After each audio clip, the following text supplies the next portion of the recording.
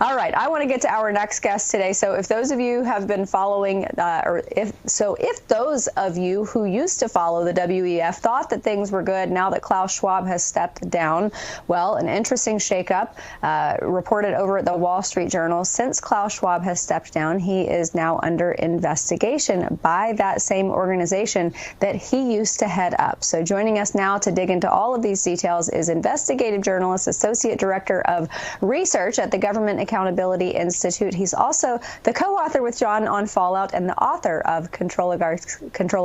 Seamus Bruner. Seamus, great to see you.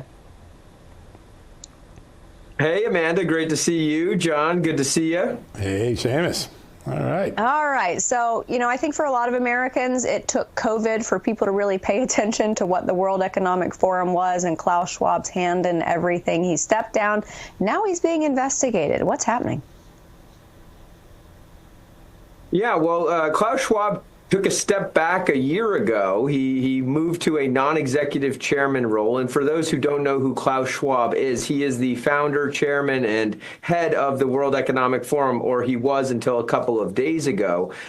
He founded it over 55 years ago. It's in Davos, Switzerland. It's where all the globalist elites fly to every year to come up with new plans to lecture us on climate change and come up with other schemes to control our lives. Well, a whistleblower just last week sent a letter that Klaus Schwab was misusing World Economic Forum monies, and he resigned quickly. I mean, no fanfare, no going away ceremony, nothing like that. He resigned, indicating that there maybe are some financial irregularities that the whistleblower pointed out. There's now a full-blown investigation headed up by WEF. And my thought on the whole thing is, well, Klaus Schwab has been enriching himself at the World Economic Forum for 55 years. I mean, he set up the thing on $5,500, $6,000 back in the 70s. He turned it into a $500 million per year juggernaut based on corporate sponsorships from entities like BlackRock, Nestle, Microsoft, all the big multinational corporations. $500 million a year the World Economic Forum brings in. He's been paying himself, his wife, his children, even his nephew have been on the payroll of the World Economic Forum. His palatial mansion is right up against the Davos headquarters. By the way, the WEF spent $80 million to adjoin his house to the campus of the World Economic Forum. So that's a pretty large financial benefit.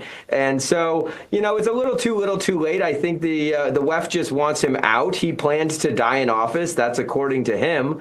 And it's time for new leadership is what this signals. That's amazing. What's remarkable about it is that the World Economic Forum is ground zero for the globalism movement. The idea that if you create a large central government in the world, things will get better for the everyday people. But it's really perhaps another example of control oligarchs and oligarchs, right? Because this guy and others in there live pretty high on the hog on this institution that's trying to make the case that this is going to be better for everyday you and me. Yeah, John, you're exactly right. I mean, for decades, really, these people, these multinational corporations, these globalists, these billionaire folks have been flying to Davos on their private jets, coming up with new ways to hoodwink the masses into thinking that their interests are the same as the Davos interests. They're not.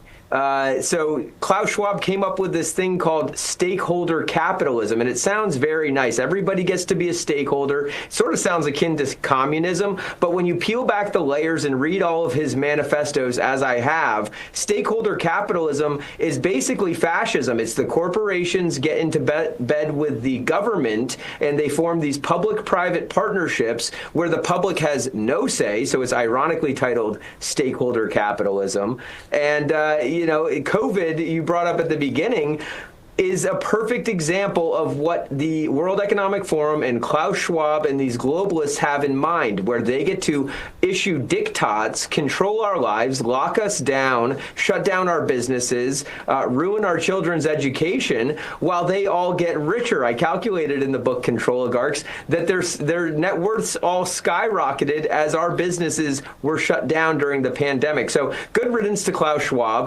The next guy up is, I mean, not entirely better, but, it's an end of an era for sure.